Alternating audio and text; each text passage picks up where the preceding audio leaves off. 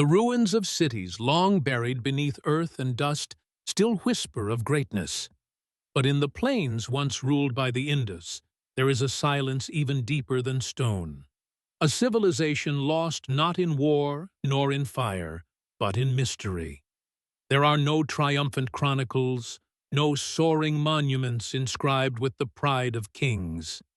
There are only bricks, millions of them, arranged with eerie precision, aligned to stars and seasons, lying still beneath the dust of Pakistan and northwest India. More than 5,000 years ago, along the banks of the mighty Indus River and its now vanished companions, a people flourished. They built vast cities with wide roads, advanced drainage systems, and complex public works unmatched by any other culture of the time. This was the Indus Valley Civilization, sometimes called the Harappan Civilization, a society so advanced, so orderly, that modern archaeologists still marvel at its achievements. And yet, despite its greatness, it remains largely unknown. Its script remains undeciphered. Its language is lost. Its gods, if it had any, remain nameless. Its politics, its rulers, its wars, if they ever happened, are silent. We don't even know what these people called themselves. But we do know this: they were masters of water. From the sprawling baths of Mohenjo-daro to the sophisticated reservoirs of Dolavira, from the planned canals to the aligned wells, water flowed where they wanted it to flow. They lived with it, worked with it, and worshipped through it. And then they were gone. Gone, but not erased. This is their story, or at least what remains of it. The Indus River, ancient and majestic, flows from the snowy ranges of the Himalayas down through the parched lands of present-day Pakistan. Even now it sustains life where there might otherwise be none. It is older than memory, older than myth, and older than history as we know it. When early archaeologists first stumbled upon strange brick mounds in the region, they did not realize they were walking atop one of the oldest urban civilizations in the world. A civilization as old as Egypt and Mesopotamia, but far less understood. In 1921, Daya Ram Sahni, an officer with the Archaeological Survey of India, began excavating the site of Harappa, a place already noted on colonial railway maps. What he found was astonishing: regular city blocks, advanced sewerage systems, granaries, and immense public buildings made from fired brick. Just a year later, hundreds of kilometers to the south, Mohenjo-daro, literally Mound of the Dead, revealed even grander secrets. Built with mathematical precision, the city stood on massive mud brick platforms to protect against floods. There were baths, wells, kitchens, and toilets in nearly every house. No other city of that era could claim such hygiene or planning. But here is the deeper mystery. No palaces, no temples, no massive sculptures of rulers or divine beings. Unlike the pharaohs who built pyramids to immortalize their power, the Indus people left no ego carved into stone. Their greatness was quieter, more communal. Who were they? Archaeologists call them the Harappans, after the first city discovered. But that is our name, not theirs. Their own identity, language, and beliefs remain beyond reach. Their script, found on thousands of tiny seals, pottery shards, and tablets, remains undeciphered to this day. Short inscriptions of pictographic characters, some resembling animals, others abstract, resist all linguistic analysis. Were they merchants, priests, administrators? We simply do not know. Yet the evidence of their sophistication is undeniable. Mohenjo-daro, one of the major urban centers, could have held over 40,000 people. Its central feature, the Great Bath, was a massive water tank built from finely fitted bricks, sealed with bitumen. Staircases descended from either side, and water was drawn from an adjacent well. Nearby, rows of changing rooms suggest ritual bathing or public ceremonies. To the north of the bath stood the granary, a vast complex believed to have stored food for the city. Some researchers suggest it may have served as a warehouse for grain taxes, implying a central authority of some kind. Yet again, no royal names or kingly statues appear. If there were rulers, they ruled with anonymity, or perhaps with consensus. Across the river valleys, other sites reveal more clues.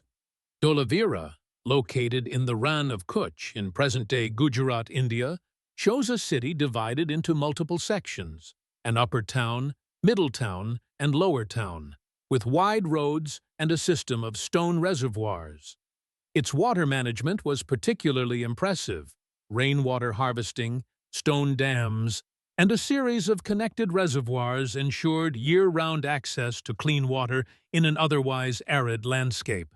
Water was not just a necessity. It was central to life, organization, and perhaps even spirituality. Compare this with the civilizations of the same period. In Egypt, the Nile's flood cycles governed farming and calendar. In Mesopotamia, the Euphrates and Tigris allowed irrigation, but also brought chaos and destruction. The Harappans, by contrast, appear to have embraced a more balanced relationship with their rivers. They didn't just survive in the floodplains, they thrived, and they traded. The Harappans were not isolated. Their goods, carnelian beads, etched seals, ivory, and ceramics, reached as far as Mesopotamia. Sumerian records mention a distant land called Meluha, believed by many scholars to be the Indus region. There are even Harappan seals found in Mesopotamian ruins, suggesting direct or indirect contact. What were they trading? Cotton, for one. They may have been the first people in the world to cultivate and spin it. Also, timber, semi-precious stones, and perhaps grain. Their standardized weights and measures, made from chert, show remarkable consistency across the region, a sign of complex administration and widespread trade networks. But beyond economy and urban planning, what of their minds? What did they believe? What did they fear? Did they worship gods, or ancestors, or stars? Some of their seals depict animals, elephants, tigers, unicorn-like creatures, and even what appears to be a yogic figure sitting cross-legged, surrounded by beasts. Some scholars suggest this may be an early form of Shiva, one of the major deities in Hinduism. Others warn against reading later beliefs into ancient symbols. There is also the question of the Sarasvati, a mighty river praised in the ancient Rig Veda, but missing from modern geography. Satellite imagery and geological studies suggest that a river once flowed through what is now the Gagar-Hakra dry riverbed, parallel to the Indus. Many Indus sites lie along this ancient river's path. Was this the sacred Sarasvati? And if so, what happened to it? 2. Perhaps this is the beginning of their end. The decline of the Indus Valley Civilization remains one of the great unsolved mysteries of ancient history. Around 1900 BCE, signs of abandonment appear. Cities were deserted. The uniformity of architecture and weights breaks down. Craftsmanship declines. Trade routes collapse. And the people, they vanish. There is no sign of war or widespread destruction. No mass graves. No evidence of conquest. It's as if the great cities slowly emptied themselves, brick by brick, soul by soul. One theory suggests climate change. The monsoon patterns may have shifted. Rivers dried up or changed course. The once thriving Sarasvati may have disappeared underground, and the mighty Indus may have flooded unpredictably.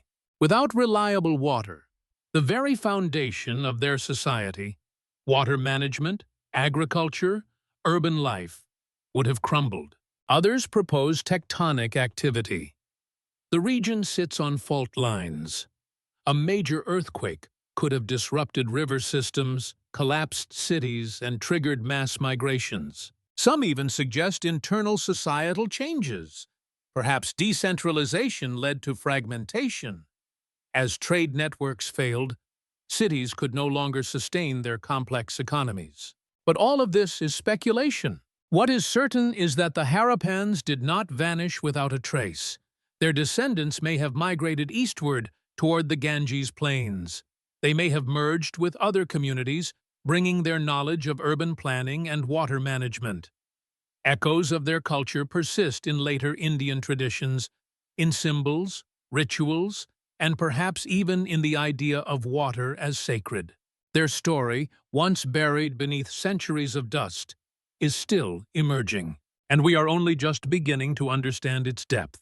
When a civilization fades without fire or conquest, the silence it leaves behind becomes more haunting than its monuments. The Indus Valley Civilization, though stripped of a clear voice, lingers in the soil, in the pattern of bricks, in ancient drainage lines that once guided life-giving water through bustling cities. As archaeologists and historians try to piece together the narrative of this forgotten empire, they are constantly confronted with a frustrating reality. So much of the Indus world remains invisible to us, not because it is not there, but because we do not yet know how to see it. One of the most puzzling aspects of the Indus people is their script. Thousands of artifacts, seals, pottery, tablets, amulets, bear tiny inscriptions in what appears to be a formalized writing system. Yet, despite over a century of study, no scholar has managed to conclusively decipher it. The script is composed of pictographic symbols, sometimes arranged left to right, other times right to left, often in short sequences of 5 to 7 characters. Some resemble animals or tools, others are abstract. They do not resemble any known language group with sufficient clarity. And crucially, we lack a bilingual inscription, a Rosetta Stone, to unlock its meaning. This silence has cost us dearly. Without access to their language, we are blind to their literature, their laws, their prayers, their history. Were there poets who captured the floods of the Indus in verse? Did scribes record the rise and fall of leaders, or mark the passage of the stars? Were their gods fierce or gentle? Were their myths creation stories, or warnings carved from memory? We do not know. The language of the Harappans remains an unopened book in a library of dust. Yet, in the absence of words, their cities speak through design. Mohenjo-daro, Harappa, Lothal, Dholavira. Each follows a strict grid layout, suggesting advanced knowledge of civil engineering. Streets intersect at right angles, buildings are of uniform brick dimensions, and neighborhoods appear to have been zoned for specific functions. There is no haphazard growth, no crowded chaos. These were planned urban centers, possibly the first of their kind. In Mohenjo-daro, homes had access to clean water through private wells, and almost every house had a toilet connected to a central drainage system.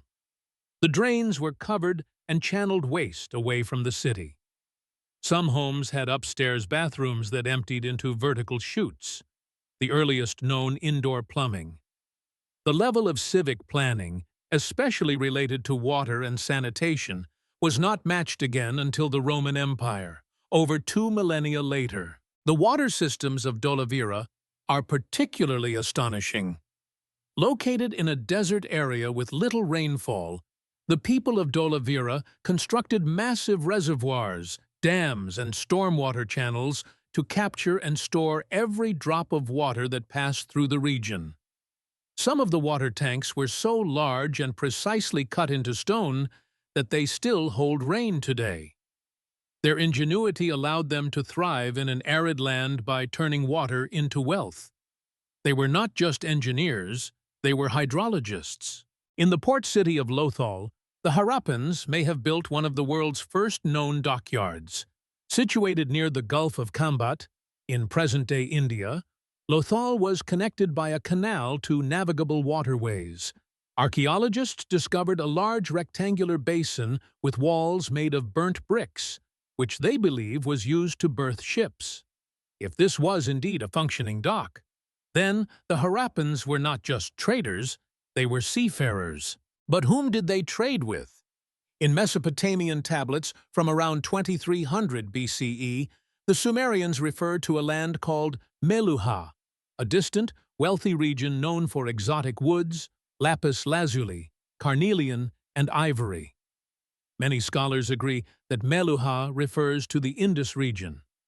Harappan carnelian beads have been found as far away as Mesopotamia, and a Mesopotamian cylinder seal depicts what appears to be a Meluhan merchant, bearded, clad in a single-shoulder robe, and carrying trade goods. Harappan weights and measures have also been discovered in the region, suggesting established trade systems and perhaps even bilingual traders who could navigate cultural boundaries. The Harappans didn't only export, they also absorbed and adapted. Their cities show evidence of external influences, including materials from distant regions, but the core identity remained distinct. They never imitated the monumentalism of Egypt or the ziggurats of Mesopotamia. Instead, they focused inward, on domestic life, public health, trade regulation, and community. It was not a civilization obsessed with war or divine kingship. There are no swords, no fortresses, no royal tombs with golden masks. Instead, we find toys, games, figurines, and everyday tools, artifacts that suggest a society concerned with practical life, leisure, and balance. Among their most enigmatic creations are the seals, small, carved tablets typically made from steatite. These seals often depict animals, real and mythical: bulls, elephants, rhinoceroses, crocodiles, and a mysterious unicorn-like beast found on hundreds of seals. Many also bear human or divine figures seated in yogic postures, surrounded by animals, possibly indicating shamanic or spiritual authority. Some seals may have been used for trade, stamped onto goods, while others may have had ritual or symbolic importance. Their recurring motifs hint at a shared cultural or religious framework, but one we can only glimpse through a darkened glass. Then, like a receding tide, the civilization began to ebb. Between 1900 and 1300 BCE, major Indus cities were gradually abandoned. The uniformity that had defined their culture broke down. Trade routes collapsed. Artistic quality declined. Urban centers shrank or were left to the wilderness. But why? One of the most compelling theories is environmental. The Indus people had built their cities along rivers, dynamic, living systems that sustained life, but could also turn treacherous. Geological studies suggest that massive shifts in the monsoon cycle may have weakened or failed entirely, reducing rainfall over centuries. Rivers like the Gagar Hakra, identified by some as the ancient Sarasvati, dried up. Others, like the Indus, may have changed course or become too unpredictable for sustained settlement. Without reliable water, agriculture would have suffered. Without agriculture, cities would fall. Tectonic activity may have played a role too. Earthquakes in this seismically active zone could have altered river paths, damaged infrastructure, and disrupted life on a massive scale. A civilization built on the control of water could not survive if its waters betrayed it. Another possibility is disease. Urban density and stagnant water, while essential to life, also harbor dangers. There is no direct evidence of epidemics, but the sudden decline of a city like Mohenjo-daro suggests a rapid depopulation.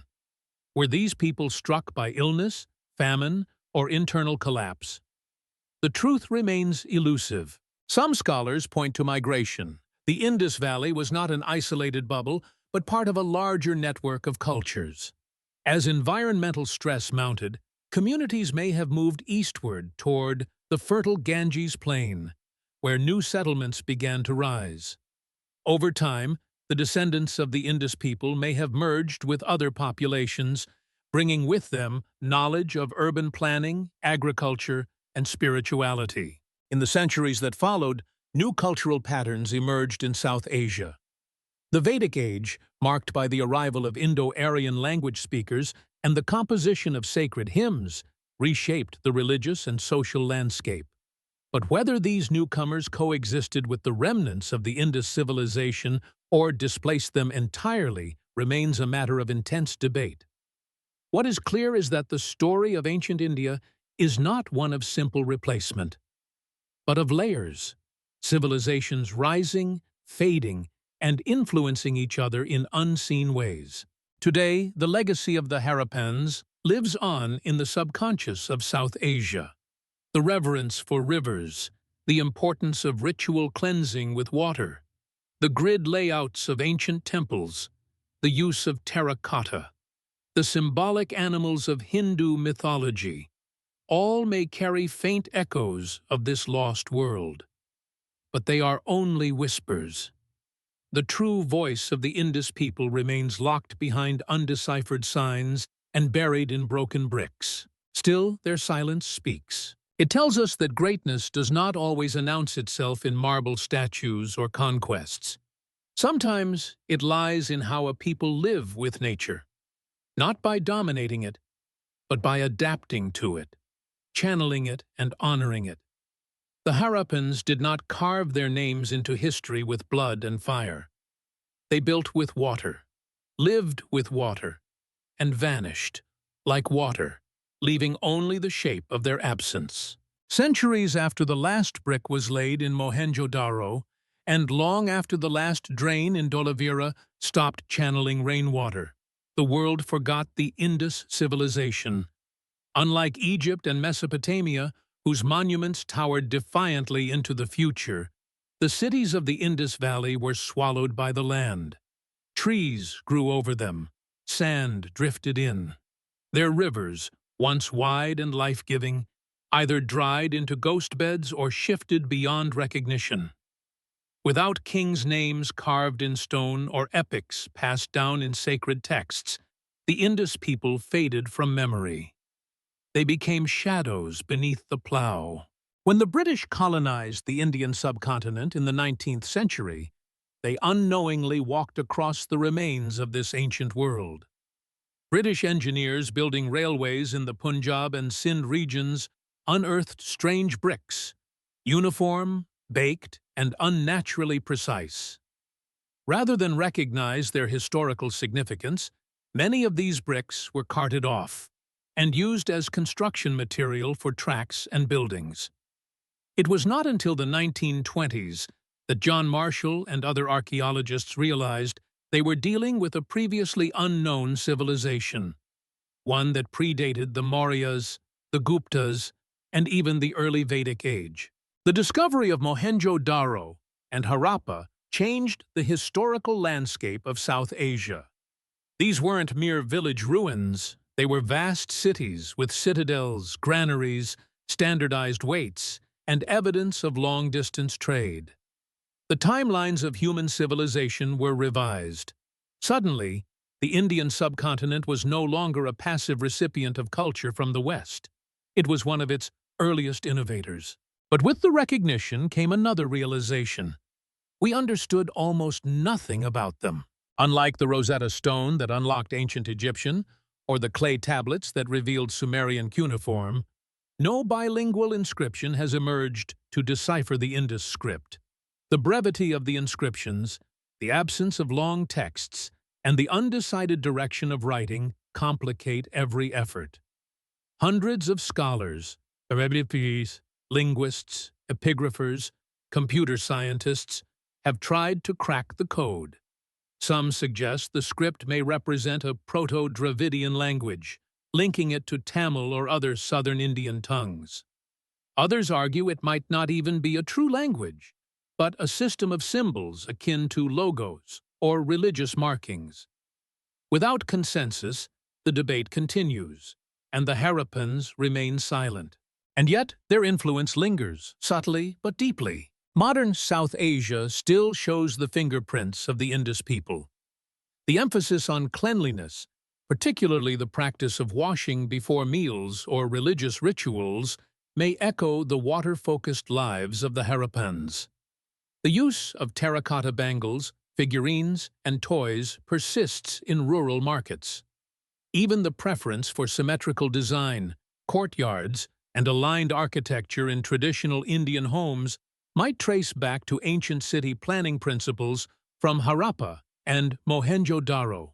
Religious echoes may also persist.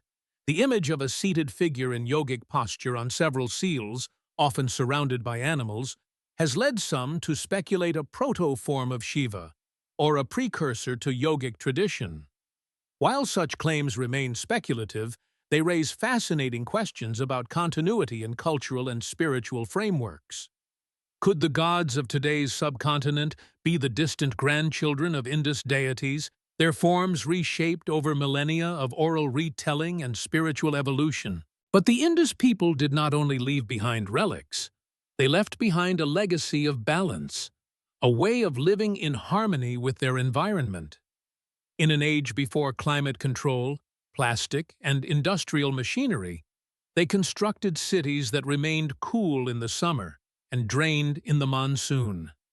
Their houses had standardized bricks and ventilation systems. Public works served all levels of society, not just the elite. There is no evidence of grand palaces or royal tombs. Power, if it existed, did not manifest in opulence. It manifested in order. This egalitarian footprint, cities built not around thrones but around wells, has led many to believe the Indus Valley Civilization might have practiced a unique form of governance. There were no clear kings, no colossal statues, no god-emperors. Leadership, if present, may have been collective, mercantile, or priestly. Economic records seem more important than royal decrees. This absence of hierarchy challenges our traditional definitions of ancient greatness.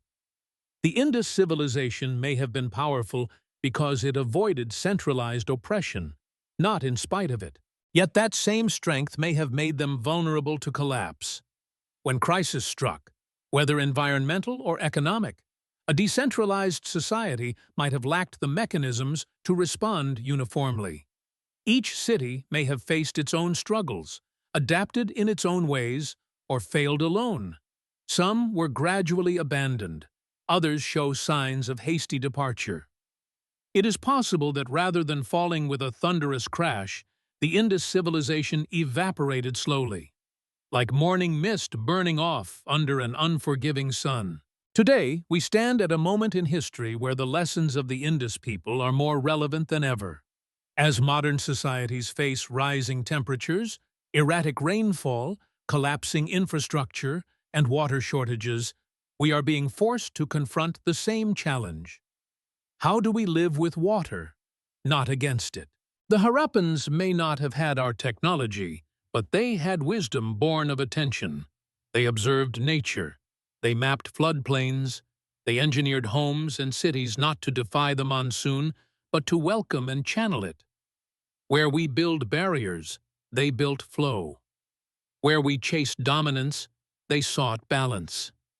Their civilization, once invisible under the soil, now emerges as a mirror, reflecting both our arrogance and our potential. Archaeological efforts continue to this day, revealing new layers to the Indus mystery.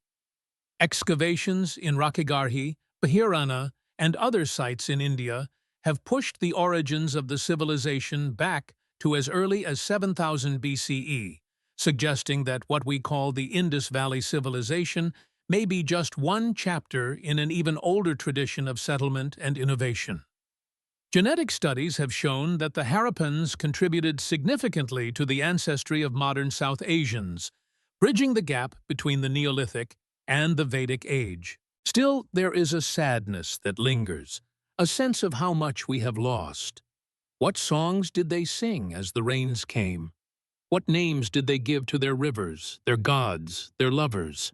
What fears did they bury in the dark corners of their homes? What wisdom did they whisper into the waters that fed their fields? We may never know, but the bricks remain. And in those bricks, in their perfect symmetry, in their alignment with the sun, in their silent weight. We are reminded that there once lived a people who understood water better than we do today. They were not conquerors. They were not emperors.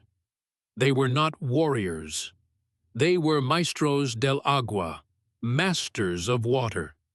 And though they did not build pyramids or inscribe legends on stone, they left behind a different kind of greatness.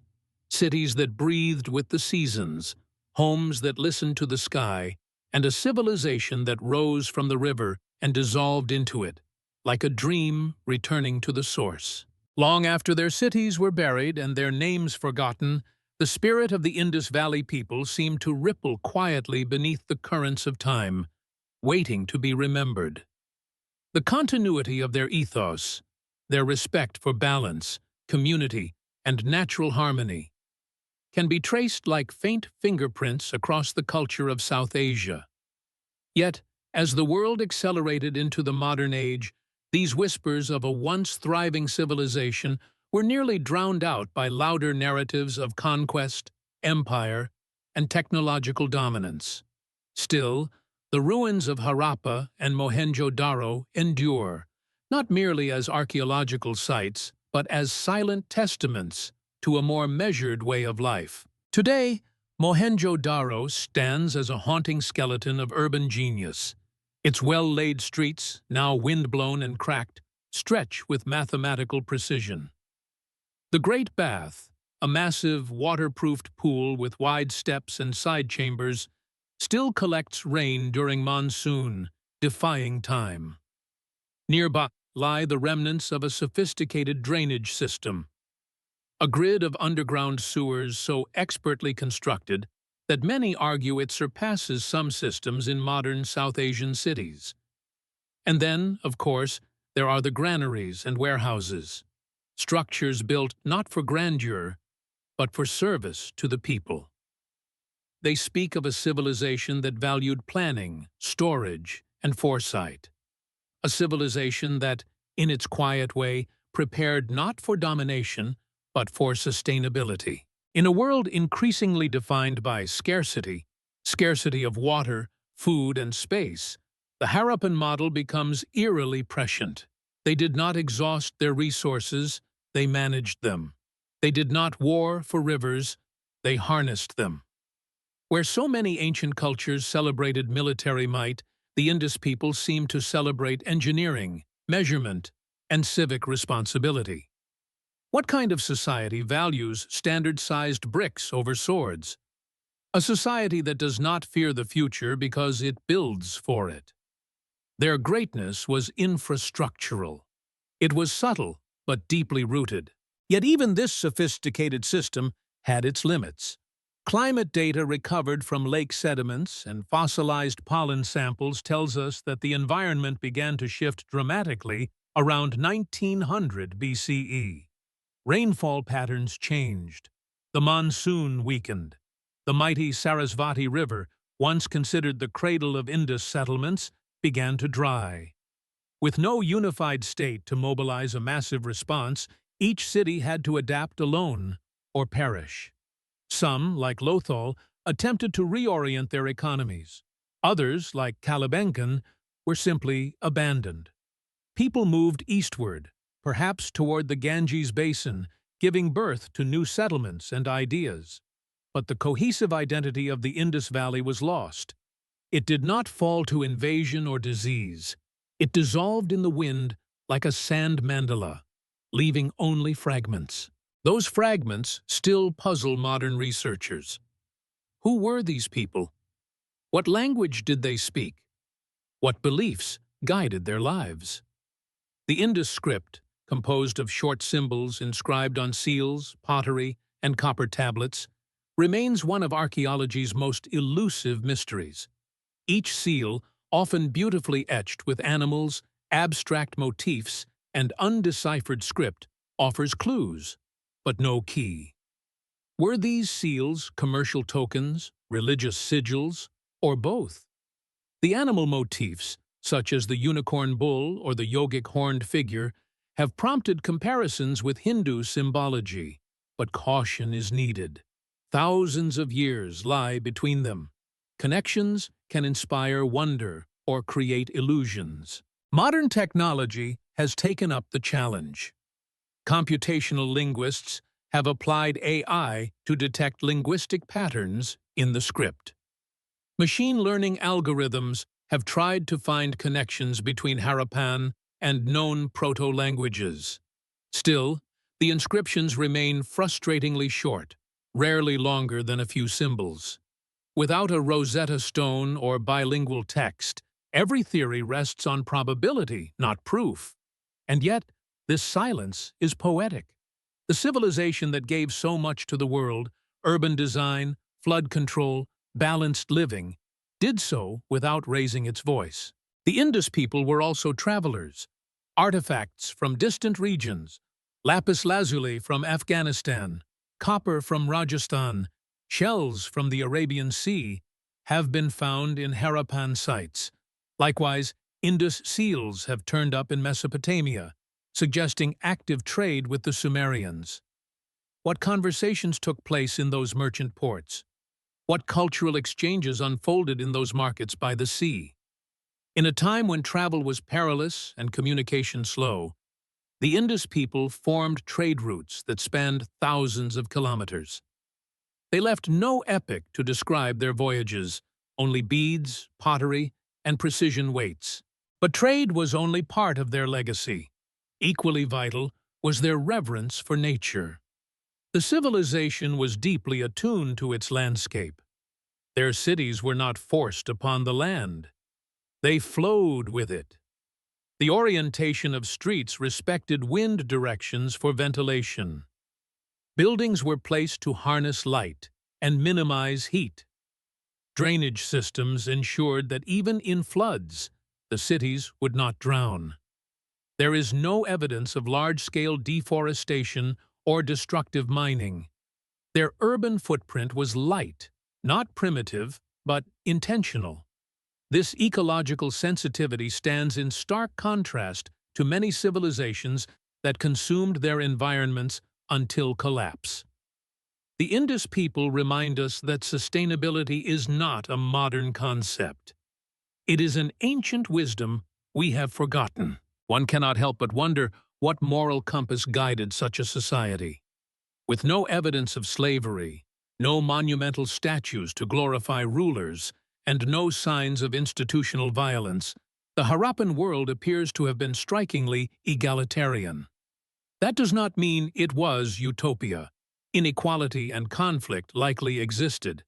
But power, if it was present, did not manifest in the ways we are accustomed to seeing.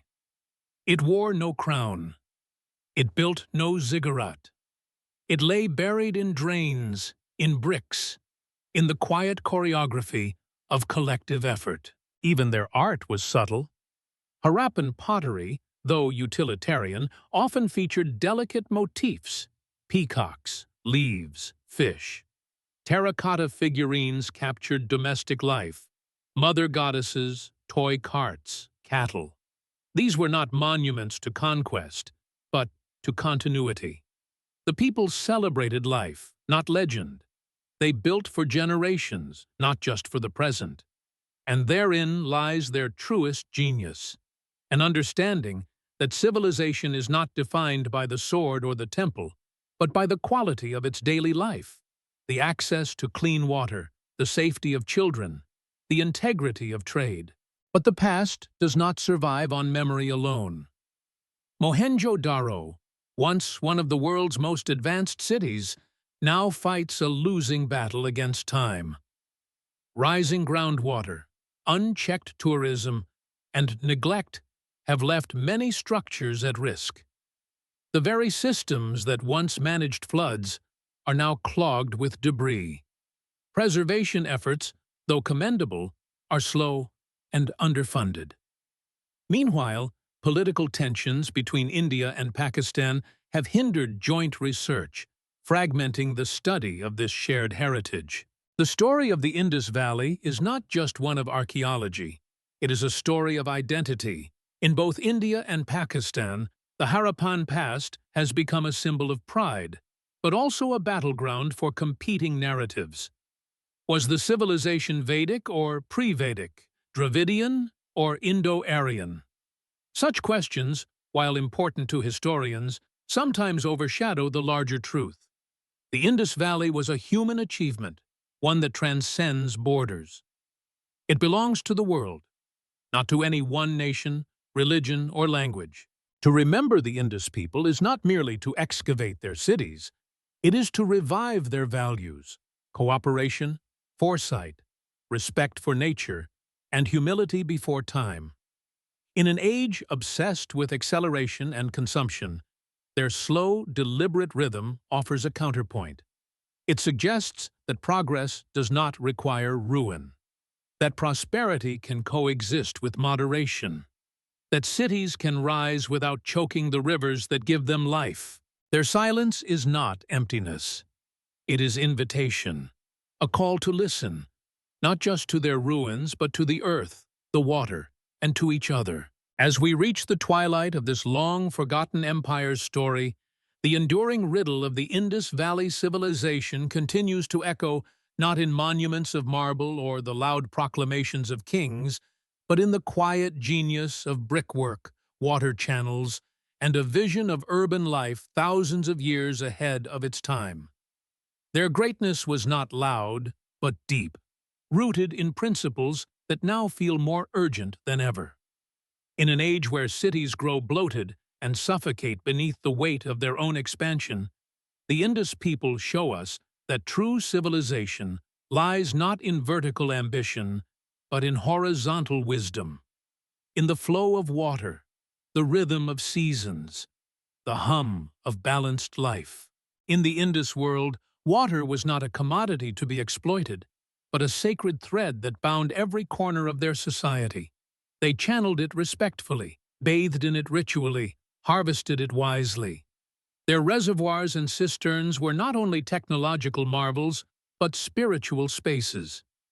The Great Bath of Mohenjo-daro, possibly used for communal purification, remains one of the most poignant symbols of their cultural values. Its steps are worn with time, but the intention behind them, ritual, unity, and respect for the element that sustains life, remains intact. Their reverence for water was not abstract. It was lived, daily, in every drop saved, every drain carved, every brick laid. But their story, for all its splendor, is also one of erasure. The Indus script remains undeciphered. No grand inscriptions or epics survive to tell their own story. Much of what we know comes from the bones of their cities and the fragments left behind. Shards of pottery, seals, tools, toys, and burnt grains of wheat. The people themselves vanished without a clear explanation. Their civilization, though vast, did not spread with war. Their collapse did not ring with violence. It was as if they chose to walk away from history's spotlight, leaving only quiet ruins in their place. Historians still debate the reasons. Climate change is the leading theory. A weakening monsoon and a shift in river patterns may have turned fertile plains into arid dust. Others suggest slow economic decline or the gradual decentralization of political life. But unlike the fall of Rome or the conquest of Babylon, the Indus Valley's end came without fanfare. No chronicles describe their final days. No battles mark their fading. It is, in a way, the most dignified exit a civilization has ever made. Peaceful, orderly, and mysterious. And yet, the end was not total. The descendants of the Indus people did not disappear. They moved, adapted, merged with others. Their legacy lived on in the cultural DNA of South Asia, in the reverence for rivers, the craft of pottery, the love of symmetry, the instinct for trade, the traditions of cleanliness and community. Even today, in the narrow streets of Punjab and Sindh, echoes of their town planning persist. Wells still dot rural courtyards. Courtyards remain central to family life. The soul of the Harappans may have migrated, but it was never extinguished. Modern India and Pakistan now share this ancient inheritance, though political borders have created divisions over ownership, interpretation, and access. Harappa lies in Pakistan's Punjab. Lothal and Dholavira rest in India's Gujarat. These sites, often isolated and poorly preserved, are more than relics. They are keys to a forgotten philosophy. Yet funding remains scarce, and joint research difficult. Some dig for answers in nationalism, others in myth. But the Indus Valley refuses to be easily claimed. It belongs not to one people, but to all people who see wisdom in water, dignity in design, and meaning in silence. There's a strange kind of humility in the Harappan approach to civilization. Unlike Egypt, which built pyramids to outlast death, or Mesopotamia, which inscribed its laws in stone, the Indus people were content to let their work speak for them through daily life. Their true monument was the city itself, breathing, flowing, adapting. Their rulers, if they existed, left no grand statues or self-praising inscriptions. Their power structure, to the extent we understand it, was dispersed, shared, and anonymous. This wasn't a failure to record, it was a conscious way of being. To them, perhaps, immortality was not achieved through conquest or scripture, but through balance, harmony, and water well managed. In this sense, the Indus Valley was not a failed civilization, but a fulfilled one. It rose, it thrived, it contributed, and then it quietly receded. And now, in the 21st century, as the world faces a looming water crisis, climate catastrophe, and urban chaos, the Indus blueprint begins to shimmer again, like ruins emerging from desert sands. Their lessons are not locked in the past. They are warnings, blueprints, and dreams for the future. To build again like Harappa is not just to mimic their layout. It is to embrace their ethics, shared responsibility, sustainable resource use, community living, and above all, reverence for nature. Imagine cities where waste is managed before it overwhelms, where floods are not disasters, but anticipated guests, where civic life is not about status, but stewardship. The Harappans showed this was possible, not with computers or steel, but with care, cooperation, and cleverness. And so we return to the river, the mystical Indus, the silver thread that bound a people, a land, and an era. It still flows, though wounded by pollution and damming. It carries the memory of a people who mastered it not through force, but through friendship. The river was their teacher, their guide, their God. In listening to its flow, they designed a world. In forgetting it, we risk losing ours.